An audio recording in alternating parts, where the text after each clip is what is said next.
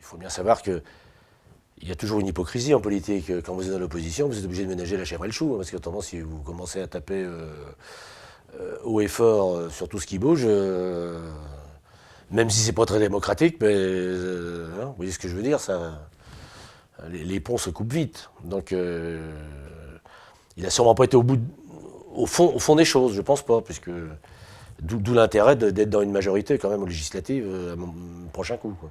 Après, on a été élus ensemble, si je puis dire. Donc je ne peux pas dire que je connaisse, j'ai pas eu beaucoup à discuter avec l'ancien député en étant que premier adjoint, même si je le connaissais, M. Lepère, pour ne pas le nommer, en tant que président de la communauté de communes du Montmorillonnais. Mais il est vrai que nous, avec Jean-Michel, on a une approche différente, puisque d'abord on s'est côtoyé durant la campagne, on a été élus pratiquement en même temps. Moi, mon poste de maire, lui a son poste de député, donc évidemment, c'est pas du tout la même approche, hein. Je l'ai aidé d'ailleurs, j'ai parcouru un peu la campagne du canton avec lui lors des dernières législatives, hein, donc, et c'est à ce moment-là qu'on a appris à se connaître tous les deux, quoi, un peu. Quelqu'un de simple d'abord, avec une très grosse compétence,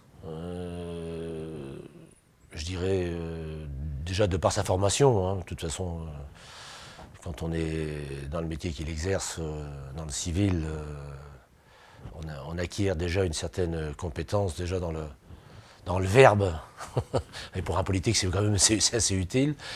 C'est quelqu'un qui travaille beaucoup. Je sais qu'il travaille beaucoup. Bon, qui est très abordable. C'est l'élu vraiment abordable. Avec qui on peut s'appeler, on peut avoir des renseignements. C'est quelqu'un, comme je me répète, mais très accessible. L'élu rural, il a tellement de kilomètres à parcourir, comparativement à un élu, je dirais, citadin, il y a une énorme difficulté à occuper le terrain. Quand on sait que sa circonscription part de Lusignan, enfin Rouillé, Lusignan, pour finir à Roncq-sur-Langlin, tous croissants, là. Il a travaillé sur le secteur d'une façon constructive. En plus, c'est quelqu'un qui est assez ouvert, assez consensuel, donc je pense que c'est important, ça aussi. Quelqu'un du terroir, c'est quand même important d'être élu dans son secteur. Souvent de fois, la mode au niveau des législatives, c'est de parachuter des gens. Là, au moins, on est sûr de notre fait. On a quelqu'un qui connaît le coin, quoi. Donc ça, c'est quand même important.